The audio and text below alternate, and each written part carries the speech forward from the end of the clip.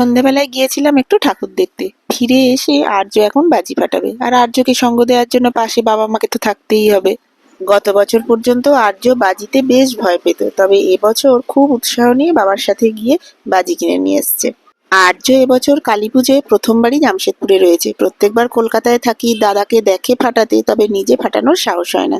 গত বছর তোকে মামাদু অনেক এসে বাজি দিয়ে গিয়েছিল, কিন্তু ও সাহস করে আমার কোল থেকেই নামে। আর এবছর যেহেতু ও খুব মজা করছে, তাই ওর সাথে সাথে বেশ আমিও মেতেছি। এবছর দেখছি প্রচুর শ্যামা পোকা হয়েছে, যেখানেই আলো রয়েছে একদম শ্যামা পোকায় ভরে যাচ্ছে।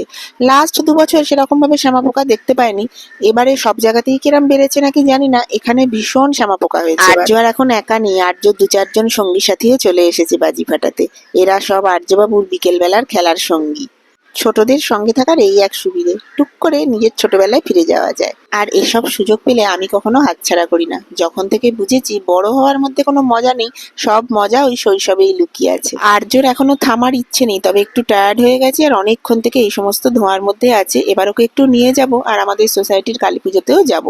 স্টকে যা ছিল সব জ্বালিয়ে ফেলেছি, আর প্রত্যেকের বারান্দাগুলো কি সুন্দর লাগছে। আমিও বারান্দায় একটু আলো দিয়েছি, নিচ থেকে দেখতে ভীষণ সুন্দর লাগছে। এবার প্যান্ডেলে এসে একটু বসলাম। পুজো এখনো আরম্ভ হয়নি, তবে পুরুত মশাই এসে গেছেন। কিছুক্ষণের মধ্যেই পুজো আরম্ভ হবে, আমরা এখন বসে একটু পুজো দেখব। তবে পুজোর শেষ অবধি আমরা থাকবো না, এখানেও পুজো শেষ হতে হতে 2টো বেজে যায়। প্রত্যেক বছর যা হয় শুনলাম, সবকিছু মিটতে মিটতে প্রায় 2:30 বেজে যায়, তারপরে প্রসাদ দেয়। আমরা কাল সকালে ভোগ প্রসাদ সবই পাবো। পাশেই আরো একটা পুজো হয়, সেখানেই একবার গিয়েছিলাম, প্রণাম করে বাড়ি চলে এসেছি।